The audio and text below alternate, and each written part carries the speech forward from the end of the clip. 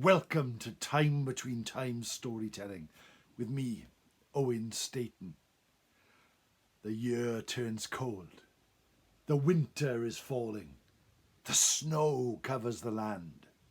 But here we are for another tale at the Time Between Times. Thank you for joining me here. Leave all your cares, your worries behind. All that matters is right now, right here. And you are at the Time Between Times.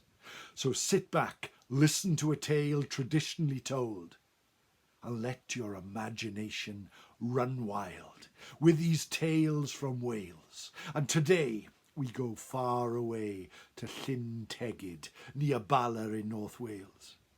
A beautiful mirror-like lake that stretches out for miles. Sometimes it looks like a pane of glass that's fallen from the sky. But there is a secret. For years ago, there was no lake. Years ago, there was the town of Regid. But we'll come to that. So first of all, sit back, relax if you can, close your eyes if you can, and join me at the Time Between Times, the time when it is neither night nor day, but the sun has gone and the sky is grey, the time when the veil between our world and the fairy world grows wafer, wafer thin. Join me as I take the winding path through the forest. There we come to the fire pit. The fire is spluttering, but we know there is warmth. We take our seat upon the logs and look around, and there are all our friends gathered at the time when the veil between our world and the fairy world is wafer, wafer thin. So thin that for just a few moments we can reach into the fairy realm, and for a few moments they can reach into ours. Now is the time that people see lights in the sky. Now is the time that out of the corner of your eye you may see the Llyn Tegid. Now is the time that people see ghosts. Now is the time between times. Come with me back to Regid. It was once ruled by a man called Rhys ap Cawdor, a cruel and vicious ruler. The town of Regid had conquered all the nearby towns, putting many of their people to the sword. And Rhys ap Cawdor was feared all through North Wales. Wherever his warband rode, terror and violence would follow. He was hated by his people. But the town of Regid grew and grew until it was one of the most powerful kingdoms in all of North Wales. But something happened on one night that changed everything. A man called Hugh Glass, a musician, a harpist from Wales in the south, had wandered north into North Wales. He walked into Regid. The mountains of North Wales stretched around him as he walked into the streets and towns of this great place. There was the great hall of Rhys ap Cawdor, and although he feared him, he felt that this was the place to go if he wanted to have his music heard, if he wanted to make money out of his song, for he was a travelling player who had travelled for many, many miles. Walking down the winding streets of Regid, he came to the great hall, hammered on the door. One of the servants opened it and brought him before the Lord, who sat upon his throne. "What do you want from me?" "My lord, my name is Hugh Glass. I have travelled many, many miles, and tonight, if you wish and if you will, I will play my harp just for you." "Well, as luck would have it, my wife has given birth to a daughter, and tonight we celebrate. You may play in the corner. If I feel your playing is any good, then I will pay you. If not, then you will go hungry and you will go without pay. Is that understood?" "Yes, my lord, it is." At the Time Between Times, the time when it was neither night nor day, but the sun had gone and the sky was grey. Hugh Glass started to play his harp.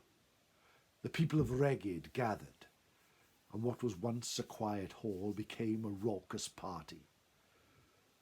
Hugh played. It was like the sound of an angel, but was totally ignored by all the people inside. The Lord, Rhys ap Cawdor, drunk ale, was cruel to his servants, threw food around the hall, and totally ignored the playing of the harpist. All the people of Regid danced. But at the end of the night, when Hugh Glass came forward and asked for payment, Rhys ap Cawdor turned to him and spat in his face. "My lord, I have sat here all night, whilst all your friends and countrymen have ate their fill and drank their cups. I have nothing to eat. I have nowhere to sleep.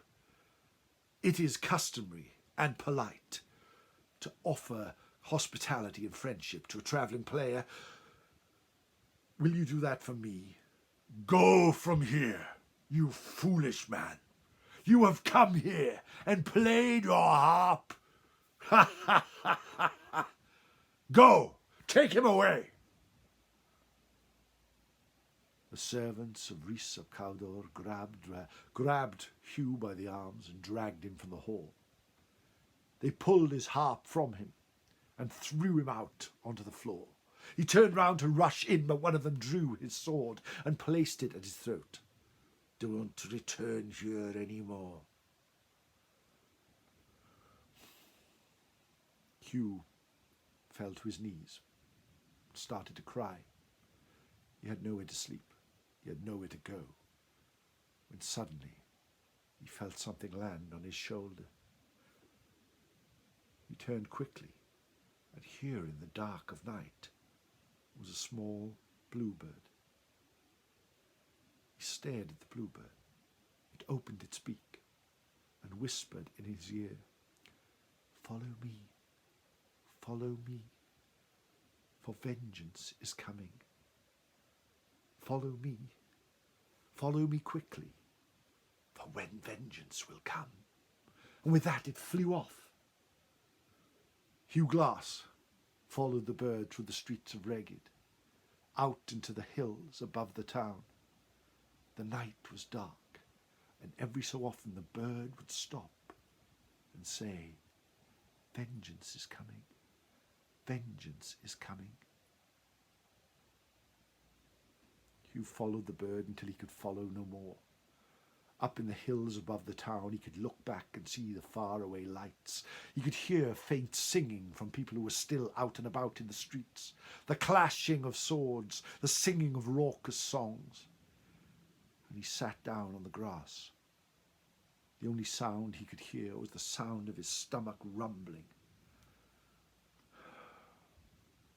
The bird sat in a nearby branch.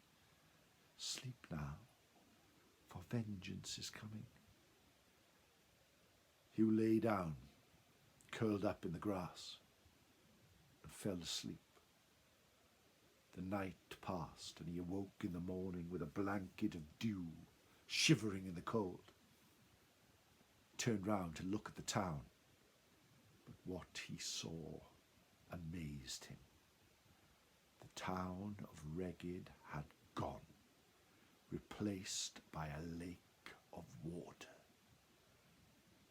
The town was no more, for in the night the water had burst through the hillsides and swallowed the town whole. As he looked carefully, he could see something floating on top the water. He rushed down and saw that it was his harp, which floated across the water and came back into his hands.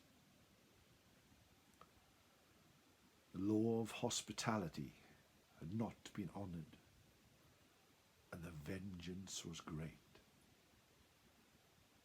The town of Regid was gone, Rhys ap Cawdor was gone, and all its inhabitants were lost or drowned in this flood. The only survivor was Hugh Glass, warned of the fate that would befall had he stayed, by a bluebird which flew off into the night. And ever since, to this day, Llyn Tegid is there and Regid is not. And that, my friends, is the curse of the town of Regid, or the formation of Llyn Tegid. A dark and eerie tale, but one of my favourites from North Wales. I thank you very much for joining me here again at the Time Between Times for a tale traditionally told. For those of you who don't know, I also have a podcast called Time Between Times Podcast, and I would very, very much appreciate if you were to join me there. It can be found wherever podcasts are found and is free of charge. I also have a Ko-fi page, KOFY/Owen Staton. On a dark, cold day like today, if you wish to buy me a coffee, I would very much appreciate it. And those who join the Fireside tier on Ko-fi for $4.99 a month get a free video, which is due out next week. So if you join now, you will get the extra video and join my followers at the Fireside, where we really enjoy traditional tales. But if none of these things are for you, thank you for listening here. Thank you for joining me. Diolch y galon. See you again soon at the Time Between Times. Hwyl fawr.